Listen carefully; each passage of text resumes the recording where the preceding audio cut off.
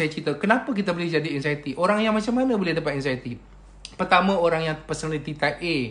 Cepat risau, cepat runsing, cepat gelabah, banyak takut, susah nak percaya orang, cepat mengingat benda yang sedih, fikir banyak, suka mengelamun. Lepas tu dalam satu masa kadang-kadang 4, 5, 6 benda nak buat. Nak buat kerja laju, fikir laju.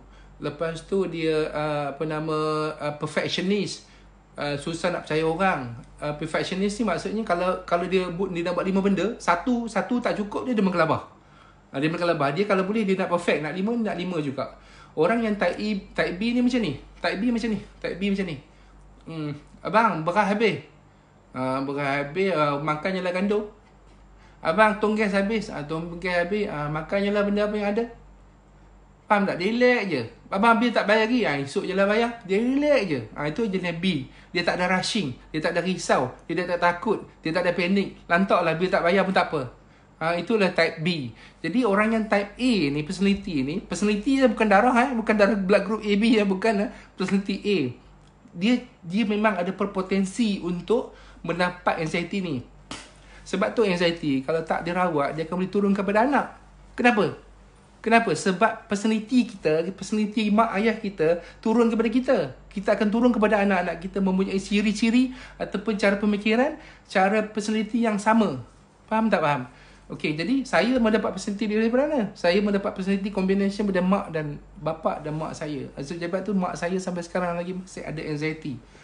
Adik-adik saya pun ada ciri-ciri anxiety juga. Okey? So sekarang ni kita kena baik. Sebab apa? Sebab kalau kita tak rawat, dia akan turun kepada anak-anak. Dia akan berjangkit kepada suami, kepada isteri kita. Sebab dia akan jadi gaduh. Awak ni dah kenapa yang pendek-pendek sangat? Awak ni dah kenapa yang tak henti, tak dengar cakap? Saya dah cakap dah, tak ada apa-apa yang awak dah panik. Itu ini, kenapa? Jadi bergaduh, kan? Lepas tu bila kita dah bergaduh, kita akan jadi sad. Lepas tu suami kita tak kisahkan kita. Sebab dia tak faham masalah kita. Sebab dia tak tahu kan apa benda yang kita rasa. So dia akan jadi kemurungan. Sebab apa kemurungan? Bila tak dirawat lama, kita tak boleh perform kerja. Tak boleh bawa kereta. Tak boleh duduk sorang-sorang. Tak boleh naik lift. Tak boleh orang ramai. Tak boleh, banyak benda yang tak boleh. Jadi last kali kita tak boleh perform kerja, RCMC. Bila RCMC lama-lama bos pun tak suka, bos marah, kita akan rasa paranoid, kita rasa macam orang tu tak suka kita, orang tu kutuk kita sebab kita selalu MC. Jadi last kali kita bila selalu cuti, lepas tu kita kena buang kerja. Bila kita kena buang kerja, kita akan sedih, pendapatan tak ada, lama-lama akan jadi kemurungan. Kemurungan yang peringkat mild, moderate dengan severe. Dia akan ganggu appetite kita, dia akan ganggu kita punya sleep kita akan mengganggu mood kita. Appetite kita akan down, sleep kita akan terganggu, susah nak tidur, terjaga malam. Pukul 3-4-5 pagi kita dah set, dah takut nak tidur. Lepas tu kita punya mood terganggu, rasa macam nak marah, rasa macam nak sedih, rasa nak mengamuk, rasa tak tentu arah, rasa nak mati.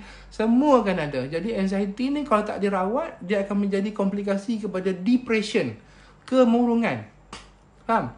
Dan juga boleh masalah kepada kewangan, dan boleh juga bergaduh dengan suami isteri. Dan sekiranya tak dirawat, dia akan turun kepada anak. Faham tak? Jadi anxiety ni perlu dirawat dan boleh dirawat dan boleh baik. Saya adalah contoh orang yang baik buat masa sekarang. Saya tak tahu esok saya tua, saya tak larat, saya kena makan ubat. Jadi cara nak diagnose saya dah cerita, simptom saya dah cerita, komplikasi dah saya dah cerita. Sekarang saya nak cerita cara rawatan pula, okey? Cara rawatan dia ada dua, okey? Satu, rawatan yang pertama adalah ubatan, iaitu yang diberi oleh doktor pakar, okey? Ubat itu berfungsi untuk menghalang otak belakang ni yang terlalu laju ni, terlalu aktif ni, seumpama budak hyperaktif. Otak orang yang anxiety ni, otak dia laju tau. Otak dia sangat-sangat laju kat belakang ni, okey? Jadi bila dia dengar benda-benda yang menakutkan, dia tengok apa benda yang dia baca, dia dengar, okey? Dan dia pernah mengalami sendiri trauma. Dia ada trauma dalam hidup dia. Dia pernah cedera, dia pernah jatuh aksiden, dia pernah kena pukul, dia kena marah, dia pernah kena tampar, dia pernah kecederaan, dia pernah sakit, dia pernah masuk hospital, dia pernah operation, dia pernah trauma dalam hidup dia. Trauma dalam hidup. Yang kedua, dia mendengar daripada apa yang dia baca, mendengar dan Google daripada kawan-kawan dia kat WhatsApp group, dekat Facebook, dia baca pasal itu, dia baca pasal ini, dia tengok benda yang menakutkan. Orang cerita sana, orang cerita sini. Sebab orang anxiety ni memang suka nak baca benda tu, tapi dia senang teringat. Dia teringat benda yang menakutkan, dia teringat benda yang menjadikan, dia teringat benda yang scary. Semua benda dia akan teringat. Jadi orang anxiety ni tak boleh Google. Dia tak boleh Google, Dia tak boleh baca, dia tak boleh tengok, dia tak boleh dengar benda yang menakutkan. Dia tak boleh tengok cerita hantu, cerita seram. Jangan tengok cerita hantu seram, tak boleh. Dia kena elakkan Google pasal penyakit. Dia kena elakkan membaca, mendengar, melihat apa benda dalam WhatsApp group, Facebook pasal benda yang menakutkan. Kena bunuh, kena mati, kena tikam, kena tembak, kena tetak, kena itu, kena ini. Semua kena, jangan baca. Jangan tengok, jangan dengar, jangan cakap, jangan cerita, jangan tanya, jangan soal. Kalau disoal, dia tanya akan teringat dalam kepala. Sebab orang ada anxiety ni, type A ni, dia senang teringat benda yang menakutkan, menyedihkan dan menyeramkan. Faham? So, kita jangan buat benda tu. Ubat, doktor pakar boleh bagi untuk menghalang otak belakang daripada mengganggu otak depan. Tapi saya tak nak cerita pasal ubat. Saya nak cerita macam mana saya rawat secara manual. Okay? Pertama, kita kena syarat nombor satu, kita kena yakin dan tahu bahawa kita ada anxiety. Kalau kita tak tahu, kita duk kata kita angin, kita kata kita kembung, kita kata ada lawyer, kita rasa sesak nafas nak bantu, kita rasa pernafasan, matilah apa semua, kita duk ingat sakit otot, sakit tulang, sakit angin, sakit itu. Bila doktor bercakap, awak ni ada anxiety ni. Ya ke? Ya ke? Takut doktor? Takut. Habis. Syarat nombor satu, anda kena tahu bahawa itu anxiety. Kalau anda tak tahu itu anxiety, anda tak boleh rawat. Tak boleh baik secara manual. Anda tak boleh baik. Anda kena pergi rawat dengan ubat. Syarat nombor satu, anda kena tahu bahawa itu adalah rimau ataupun kucing.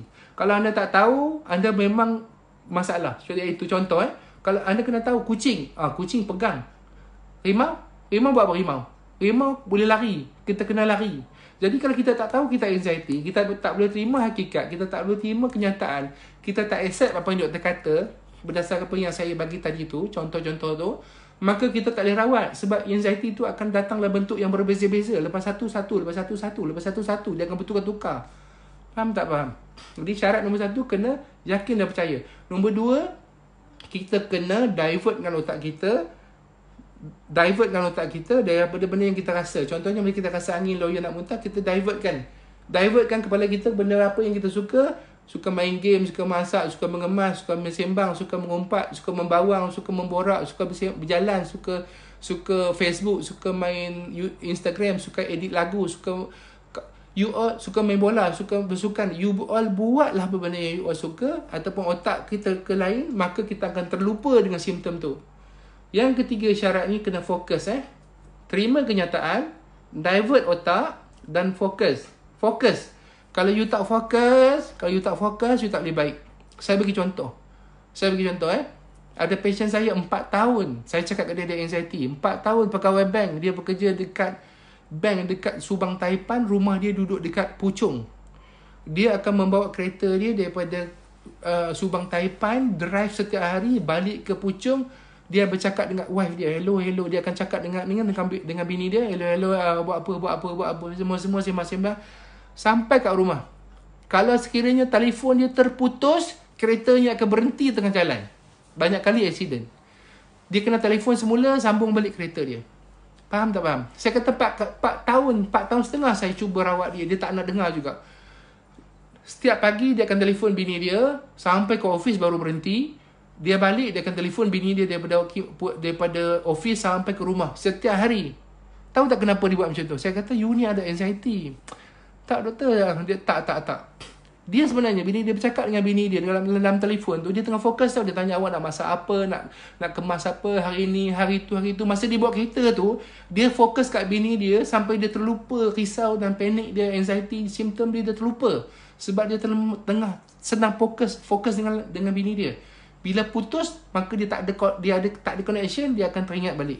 Jadi, syarat dia kena fokus. Contoh you ada anxiety. You suka tengok TV. Tapi masa you tengah tengok TV, doktor kata tengah divert. Okay, tengok TV. Tapi otak tak kat TV. Otak melayang sana. Duk fikir angin lah, kembung lah, lawyer lah, nak muntah lah, sesak nafas lah, tercekik lah, bernama stuck kat tekak lah. You tak fokus dengan TV. Ada orang main game. Suka doktor, saya suka main game. Bila dia main game, kepala otak dia bukan duduk dekat game. Ada orang ramai, doktor saya pergi masjid, saya duduk rumah, subhanallah. Biji mata melilau, subhanallah. Dia subhanallah, tapi otak dia ke lain. Dia tak fokus. Kita kena fokus. Subhanallah. Alhamdulillah. Allah Akbar. You kena fokus dengan apa benda yang you suka buat. Sebab apa yang saya suka buat tak sama dengan apa yang you suka buat. Faham kan? Tak suka. Saya suka main game. Saya suka edit-edit tu. Saya suka dengar apa benda. Saya suka bersembang. Saya suka masak. Saya suka bercakap ni. Saya suka bercakap. Saya bercakap dengan passion saya daripada saya masuk sampai saya last. Habis kerja. Saya tak berhenti bercakap. Kalau sekiranya saya berhenti bercakap sekali lagi, maka saya akan dapat risau balik. So, you all jangan stop. Jangan stop fokus. Kalau sekiranya habis satu kerja, buat kerja lain, fikir benda lain, bersembang ke, borak ke, membawang ke, mengumpat ke, fitnah ke, komen kat Facebook orang, kutuk orang ke, macam saya dapat tu ke, whatever. Entah. Okay. Apa you suka buat, you buat saja asalkan you fokus. Fokus, terima kenyataan, divert the mind, fokus. Okay, fokus. Yang kelima, yang keempat, kena dapat support. Support daripada family member you, atau dengan husband, kalau sekiranya dengan wife, dengan doktor, kan? Kita kena ada dengan orang yang sentiasa ada dengan kita. Kita boleh berjumpa dengan doktor, tapi takkan doktor nak ikut kita balik rumah, kan? Macam saya berjumpa dengan patient saya kena spend satu patient sejam tau nak bercakap dengan dia, tahu? Jadi susah. Apa yang saya ajar ni supaya you all boleh share lagi, supaya kita boleh share dengan semua orang lagi, supaya lebih ramai yang boleh baik, insyaAllah. Sebab kenapa orang sekarang ramai ada anxiety? Sebab orang dulu tak